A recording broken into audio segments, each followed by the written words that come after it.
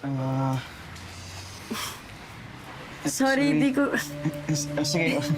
Una ka na. Aldred, sorry na hindi ko na-control yung sarili ko. Alam ko naman na ginagawa mo lang yung trabaho mo. Sorry din kasi dapat mas inintindi kita.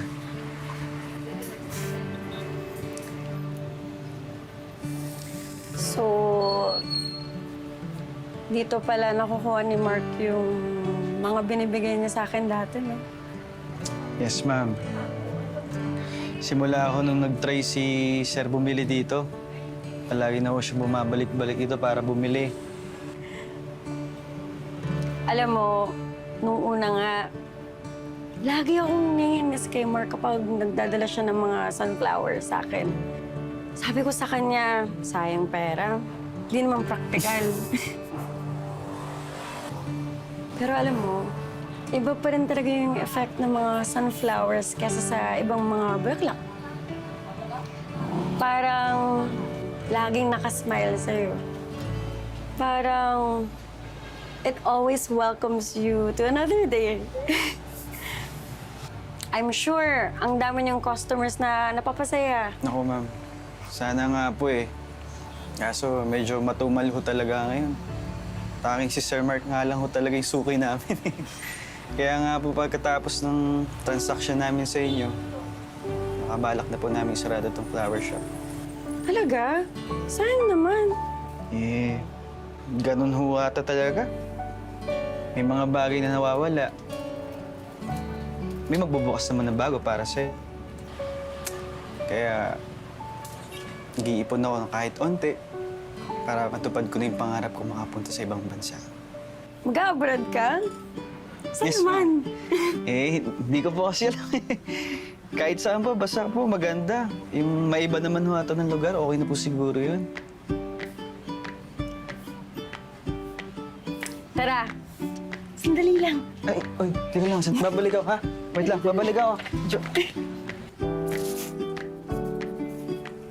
Ayan.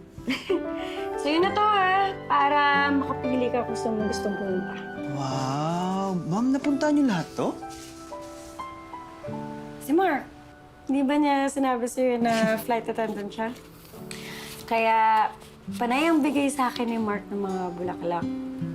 Para tuwing aalis siya, may nagpapangiti pa rin sa akin.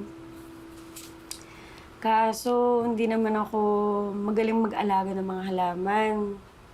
Kaya kada balik niya, ayan, nalalantahan ako. Alam mo, nalulungkot nga ako ngayon eh kapag nakakatanggap ako ng mga ganito. Kasi alam kong malalanta lang sila sa akin. Parang paulit-ulit na lang ako namamatayan. Ma'am, hindi naman kasi kailangan ganyan ang maisip mo eh. Actually po, mahirap po talaga alagaan yung mga ganyan. Gusto niyo, turuan kita?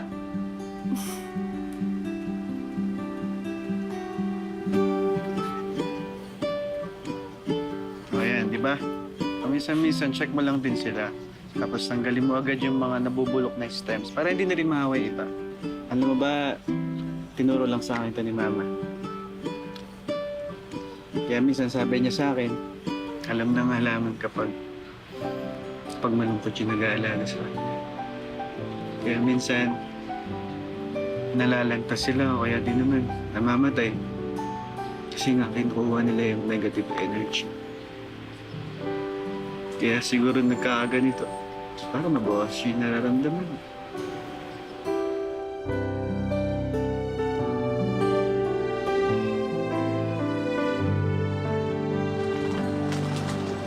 Uy, ang ganda niya na.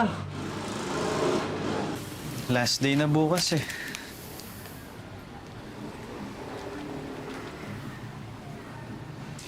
Ba't parang malungkot ka?